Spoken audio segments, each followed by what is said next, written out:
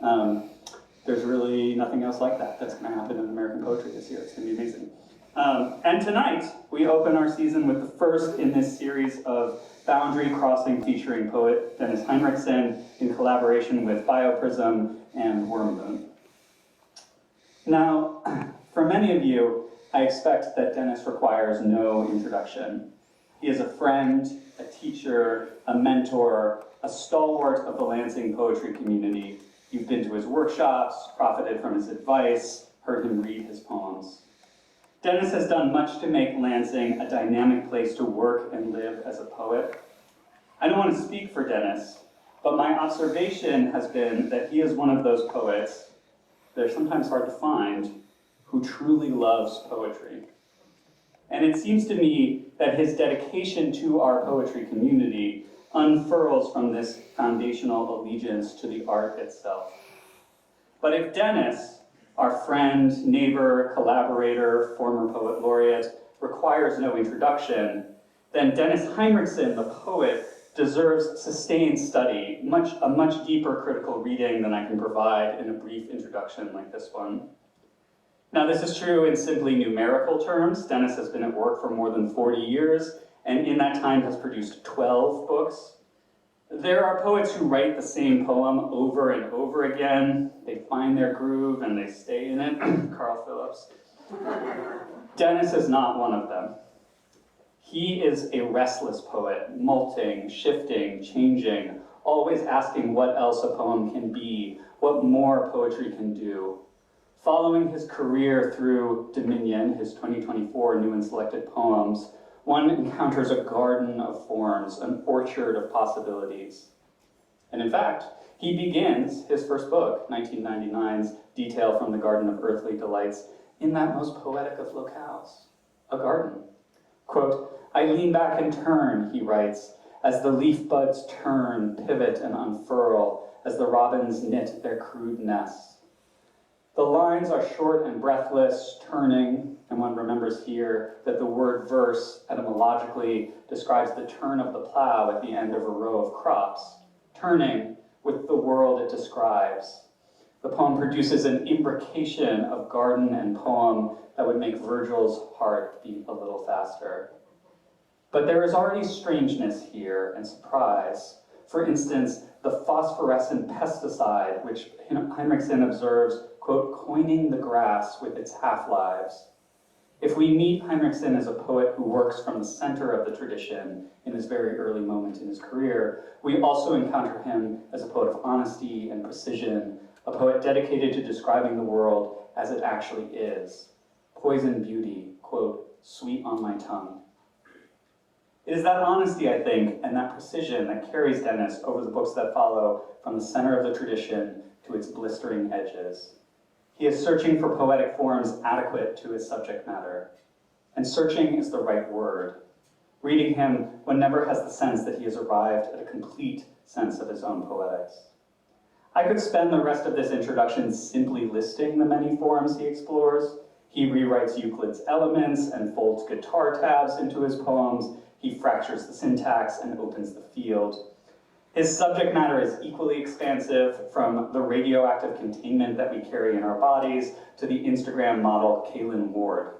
Who else could write a line like, "Oh spirit thing, you are not quite Tupac yet," a line of neoclassical precision. We are in pretty good iambic pentameter here about a dead man's Facebook profile. I have so far emphasized the variousness of Dennis's poetics, but there is another way of looking at his career. For all its variety, Dennis's poetry remains, across his work, remarkably consistent in its concerns. He is a poet of the body, a poet who tries to find language for states of bodily extremity, sexual desire, pain, and above all, the intimate experience of dying and death.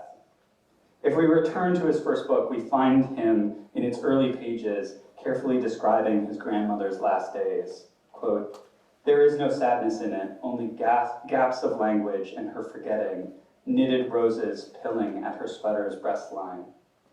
And if we turn to his newest book, Dementia Lyrics, which we are here to celebrate, he is once again with the dying, patiently witnessing his friends' clouded minds.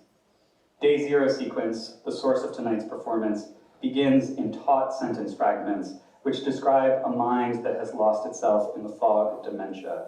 Quote, cannot speak, cradle smartphone, trembling hand, letter by letter, stabs, last good thing he will ever say to me. Close quote. If there is a playful virtuosity to Hinrichsen's work, there is also a deep ethical responsibility, a sense that it is the office of the poet to witness such moments of devastation. Where does language go when body fails? He asks in Pedal Steel Death Song. It goes into these poems. So there are two threads to Dennis's career: his adventurous, expansive practice as a poet, his loving, supportive practice as a community member. Those threads come together in his tender attention to the lives and deaths of those he loved. They also come together in tonight's event. This event began as a celebration of Dennis and his new book, but it quickly grew into something much weirder. When Dennis approached me, he suggested he might like to do something with his neighbor Josh, also known as BioPrism. And then a few weeks later, we were sitting on the patio of the Robin Theater with Dennis, Josh, Dylan Rogers, otherwise known as Worm Moon, and Austin Har, the founder of Bogue Street Records, plotting not a book release party, but a hydra of an event, with music, image, and poems intersecting, a new book, and a double EP of music. That so many people were willing to do this says something about the esteem in which they hold Dennis and his work. That Dennis was willing to do it tells you something about him too. His freewheeling spirit, his love of experimentation, and his omnivorous appetite for everything that poetry can be. So before we launch into tonight's performance, let me thank our collaborators on this event. First, BioPrism and Worm Moon for being so game, and second, Austin for working to make this event as expansive as it is. And before we get started, let me invite Austin on stage to introduce his portion of the project and his initiative, Bogue Street Records. Austin.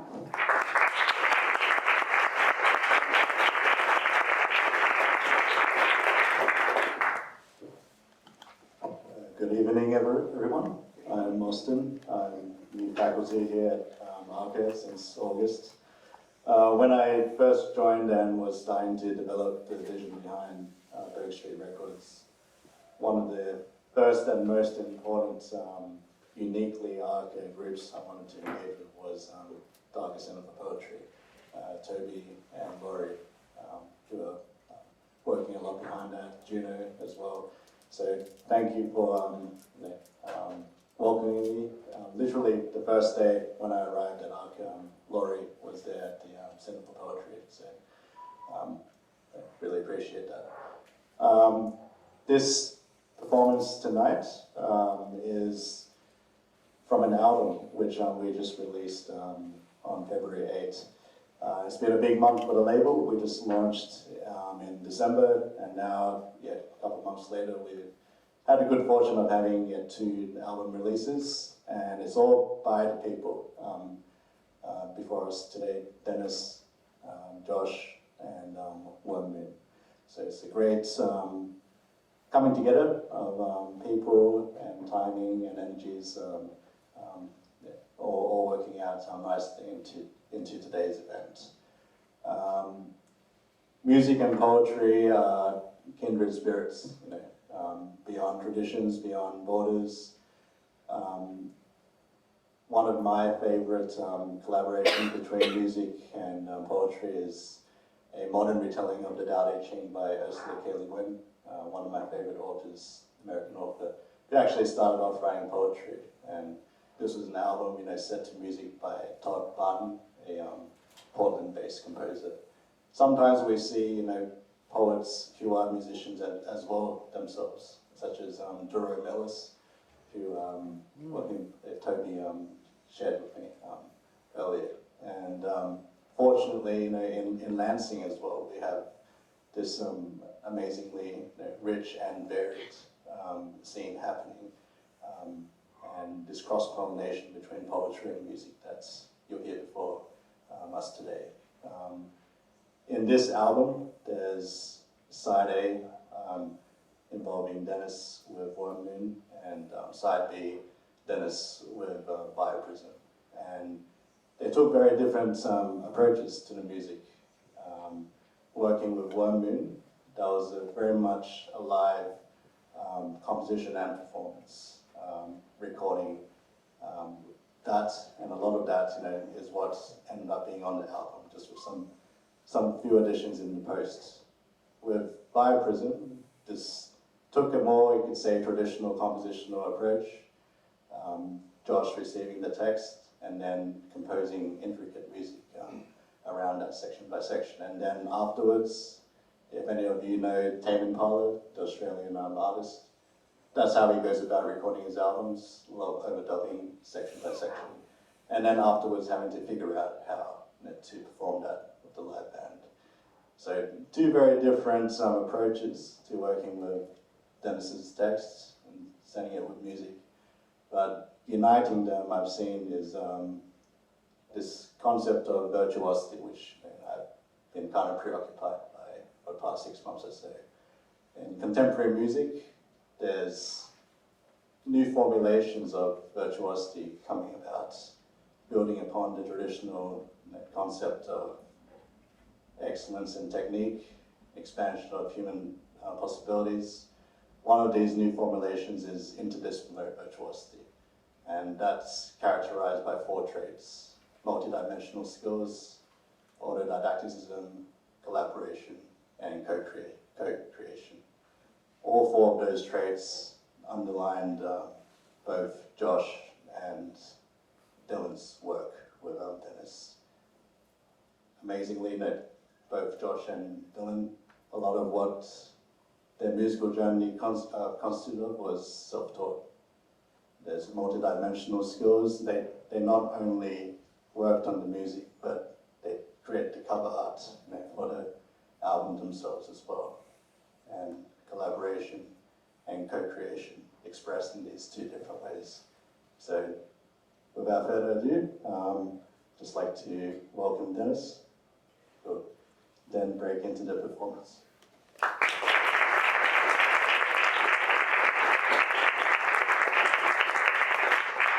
Thank you all for coming on this cold night. It's so nice to see so many familiar faces and new faces. I'm really geeked about this thing tonight. It's never done it before. I'm so looking forward to it. A little nervous about it, but it's experimental, so it's just going to be fine, right? I want to thank Toby for kicking the snowball down the hill, and then Austin for picking it up, and then for my collaborators, Dylan, Worm Moon, and Josh. This is an atypical poetry reading. Usually, a poet sets up the context of the poems. We're not going to do that tonight. Once we get going, we're just going to blow through the 5 poems. They come from the middle of the book, so I need to do a little setup.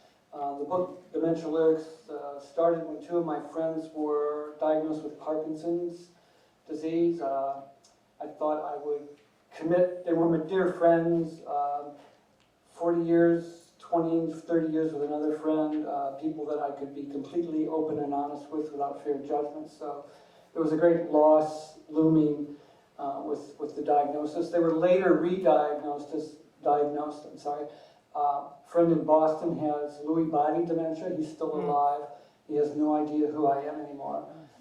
He's like in year 4 of it.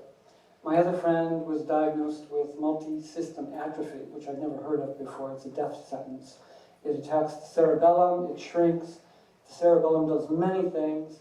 At the time when I was looking into it, it controls your central nervous system, and then terrifyingly, your autonomic nervous system. It shuts down breathing, speaking, swallowing, blood pressure, etc.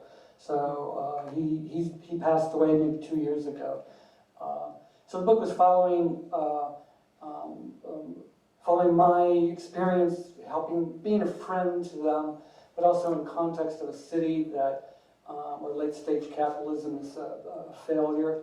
Those are other poems in the book. And then, since we are water, since this planet birthed us, watching my friend die, watching my other friend diminish was like watching the earth diminish, the earth die. Dementia as a metaphor, if you will, moving into the section of the poems we're going to read tonight that speak to aquifers and the idea of water and sorrow associated with that. So, without further ado, we'll get into the day zero sequence. Everybody know what day zero is?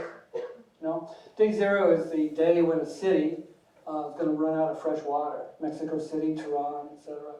I think there are about a dozen cities on the planet that are facing that issue. The other issue that kind of blows my mind is that the desire or the need for fresh water will exceed the amount of fresh water by 40% by 2030. 40 years. Yeah, so the Oglala Reservoir plays a role in tonight's stuff because it's about down to about 10% in western Kansas. So this is bad news. We need water. This is about water in the end. So please, we'll get started here. Please welcome Worm Moon.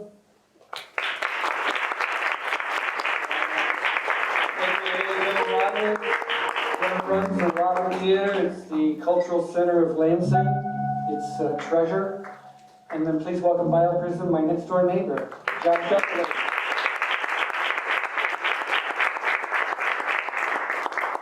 We're all from Rio Town, so we are the Rio Town boys. And 1, 2, 3, 4.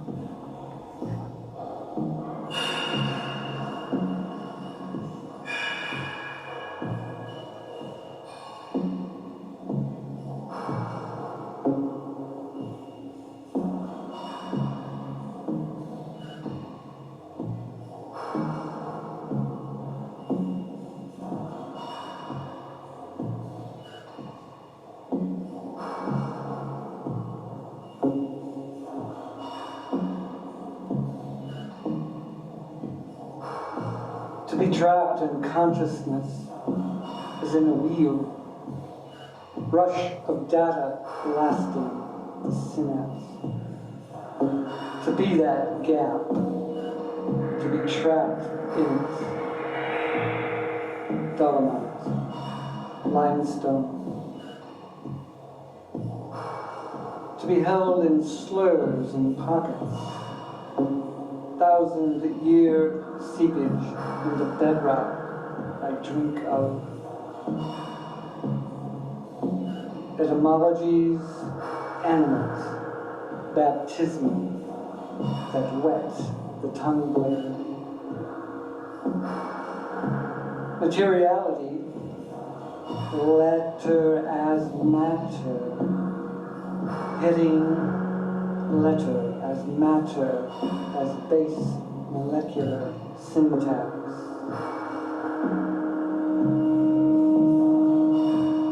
R, A, I, N, F, A, L,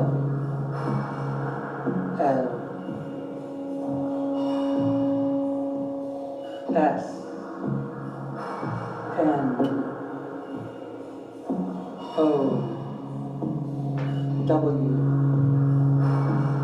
M E L T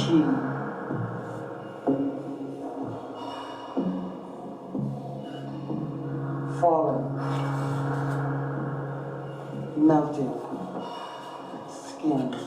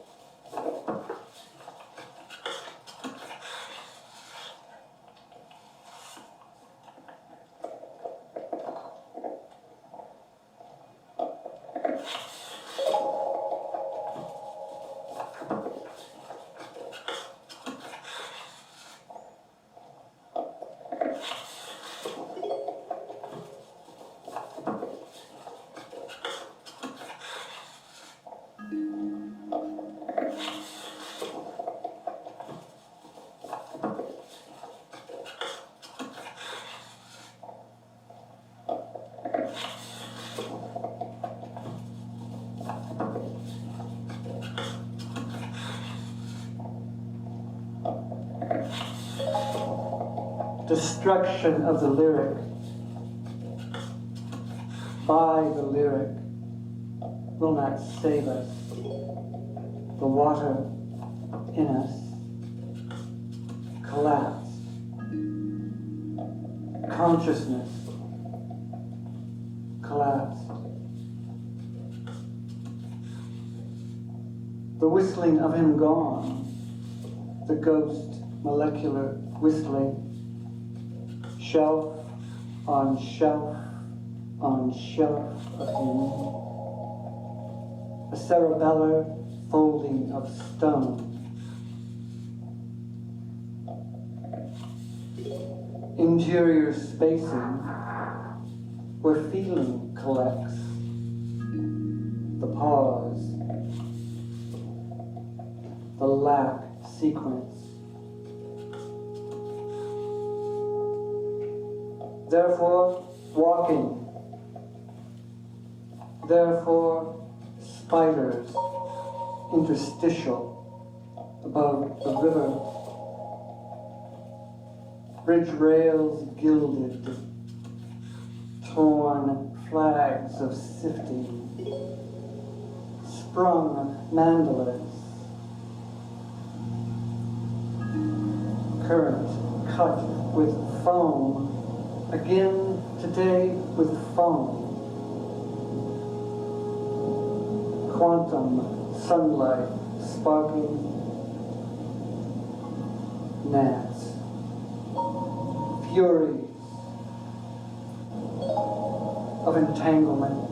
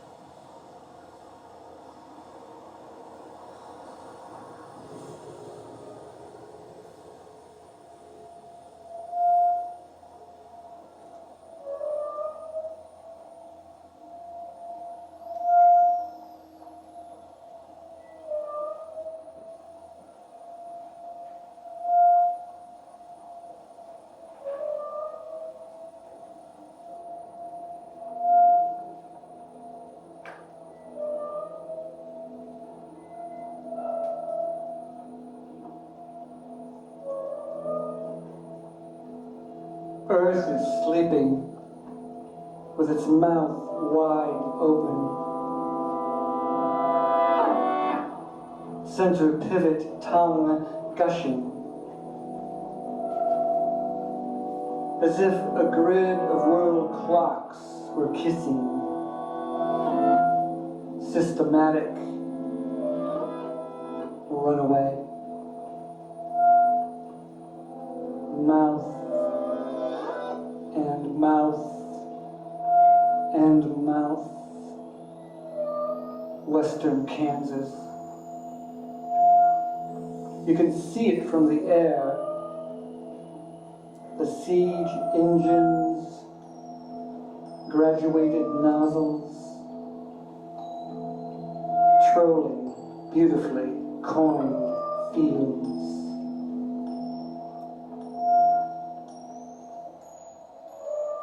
There is money in it.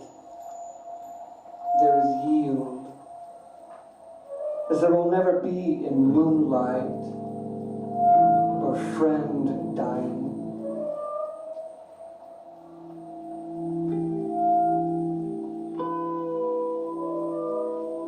Last words swallowed,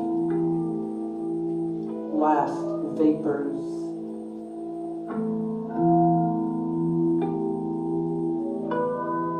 Where does language go when body fails?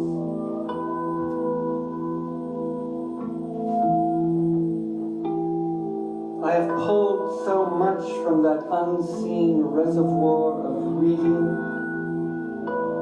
I wish I had the patent on closure now. Or if only for fiddle or steel guitar, one simple musical twanging phrase. I would use it now to indicate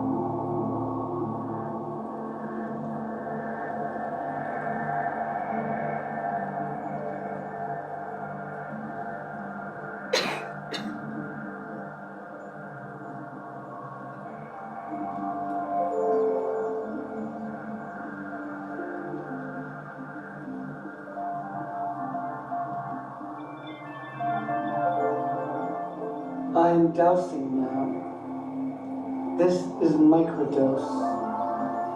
My psilocybin rush toward you, from you.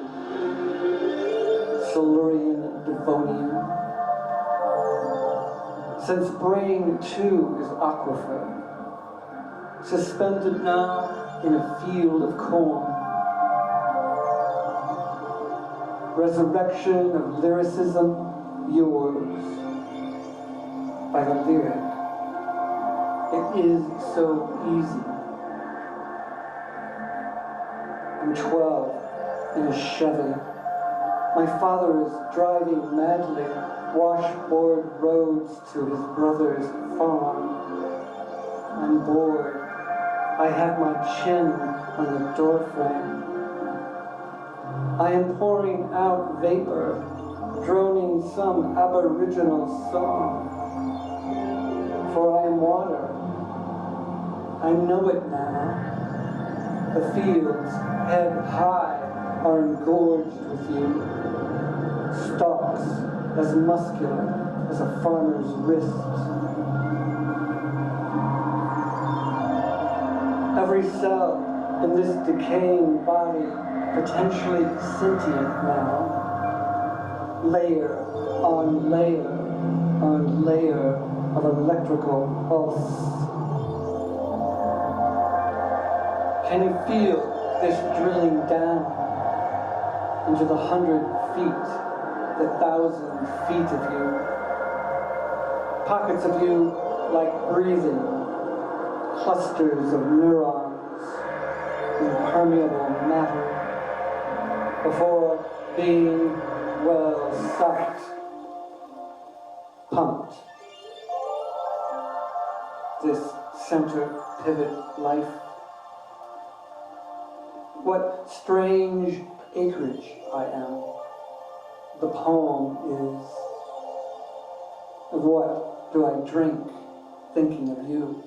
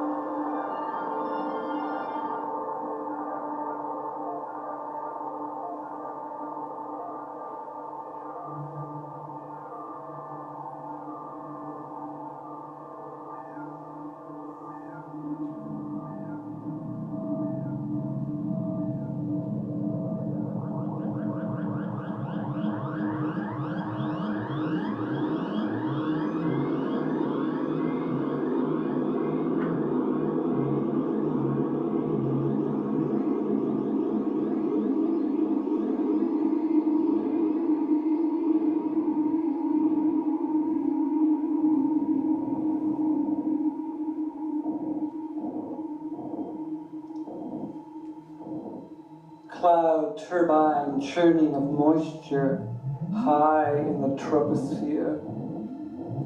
Wind off lake, drizzling, clear, plastic. I think the poem is big enough now. It has sky in it. Brain still afield. Summer dusk. Fireflies sparking neuronal gaps. It would like to live in the world forever, the brain would. Its demise will be death of fresh water, the body aquifer. I can feel it as self-shining drives. Handbags, leathered, spotted. The cerebellar pinching at memory already beginning.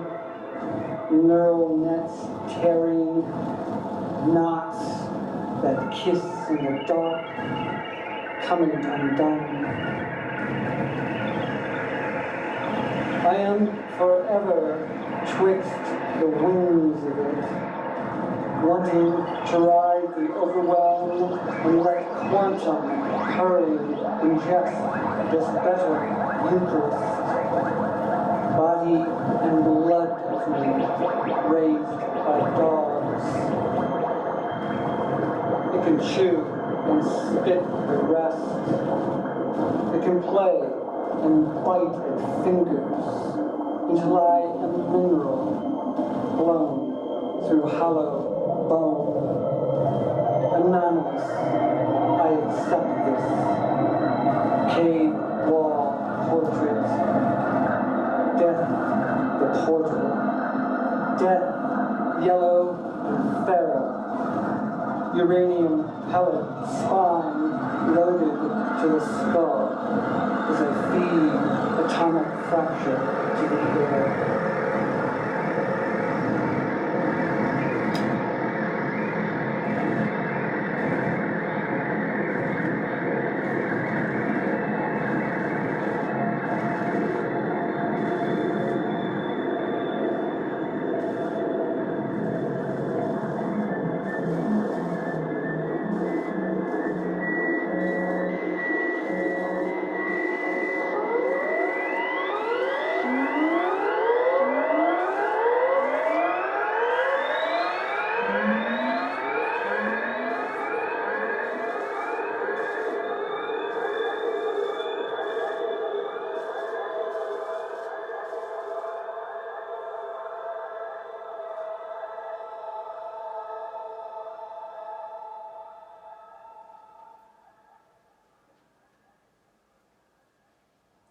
Thank you.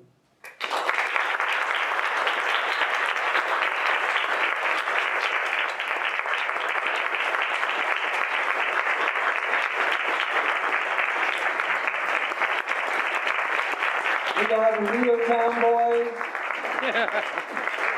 and a wedding, a mitzvah. We're good to go. Thanks to Worm Moon, unbelievable. Thanks to BioPrism. I can't believe how lucky I am. Thank you.